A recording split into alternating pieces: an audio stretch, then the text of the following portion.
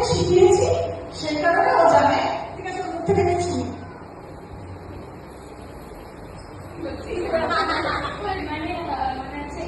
আমাদের যে মা বাবা রয়েছে, টিচার রয়েছে, তাদের আমরা এই দিনটাতে শ্রদ্ধা করি এবং তাদের সম্মান করা হয় এবং এই দিনটাতে খাওয়ানো হয়, প্রণাম করা হয়, যেমন ডিসিপ্লিন মেনে চলা হয়। সম্মান জানানোর জন্য তাদের অস্তিত্ব আমাদের লাইফে অনেকটাই বেশি। তাদের জন্য আমরা সফলতা অর্জন করতে পারি। তাই সবাই গুরু পূর্ণিমা খুব সুন্দর করে আমি আপনাকে বলবো যে আমরা কেন পালন করি।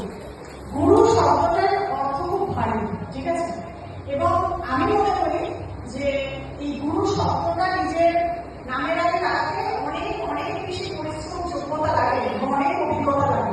তোমাদের কাছে আমি গুরু, আমারও গুরু আছে, তারও গুরু আছে। গুরু শিক্ষার একটা পরম্পরা, ঠিক আছে।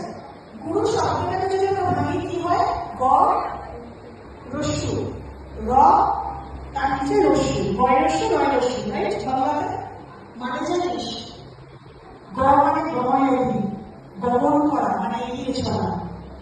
হস্য মানে জানিস, উদিয়ে হস্য, উদিয়ে হচ্ছে উচ্ছে, মানে যত রকমের বাজে চিন্তা, বাজে খারাপ কিছু সেটাকে উচ্ছেদ করে ব্রহ্মর দিকে এগিয়ে চলা, মানে ভগবানের দিকে এগিয়ে চলা। র মানে কি, রসয়োগী, কি বললাম? রসয়োগী, রসয়োগী, রস আস্বাদন করা। আমি রসা থিওরি শিখিয়েছি নাচ করানোর সময়, যে দেখ এত প্রকারের রস হয়, ভাব হয়, শুনেছিস তো? এই র মানে হচ্ছে রসয়োগী। আর লাস্টের যে হস্য আছে সেটা উদয়, উদয় মানে টু রেইজ, মানে বুঝতে পারছিস, তুলে ধরা, সামনে তুলে ধরা।